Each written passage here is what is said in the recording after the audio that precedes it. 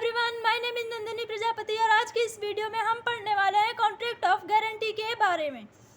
According to section 126 of Indian contract act 1872, a contract of guarantee is a contract to perform the promise और discharge the liability of a third person in case of his default.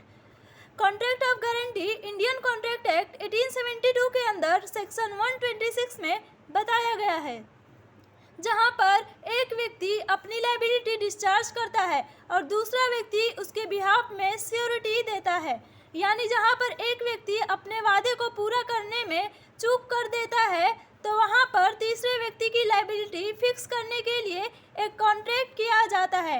Guarantee में हो क्या रहा है कि जो guarantee ले रहा है वो बोलता है कि पहले आप पेमेंट करो, पहला हक आपका है।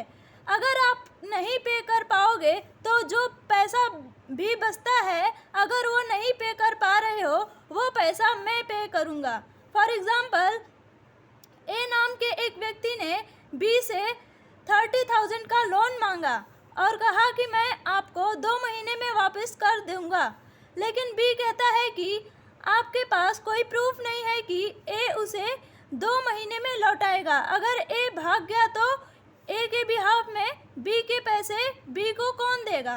तो यहाँ पे सी जो कि ए का दोस्त है वो बी को गारंटी देता है कि आप ए को लोन दे दीजिए, ए आपको 2 महीने में पैसे दे देगा और अगर ए पैसे नहीं लौटाएगा तो आपको मैं गारंटी देता हूँ कि ए के बिहाफ में मैं आपको पैसा दूंगा। तो इन तीनों लोगों के बीच में जो कॉन्ट्रैक्ट हुआ है उसे हम कॉन्ट्रैक्ट ऑफ गारंटी कहते हैं। कॉन्ट्रैक्ट ऑफ गारंटी में 3 पार्टीज होती हैं। फर्स्ट है principal debtors, the person in respect of whose default the guarantee is given, मतलब कि जिसके डिफॉल्ट पर गारंटी दी गई है। सेकंड है creditors, the person to whom the guarantee is given, मतलब कि जिस व्यक्ति को गारंटी दी गई है। थर्ड है surety, the person who give the guarantee is called the surety, मतलब कि वह व्यक्ति जो गारंटी देता है उसे हम श्योरिटी कहेंगे। तो ये था आज का हमारा वीडियो कॉन्ट्रैक्ट ऑफ गारंटी के बारे में। Thank you for watching my video.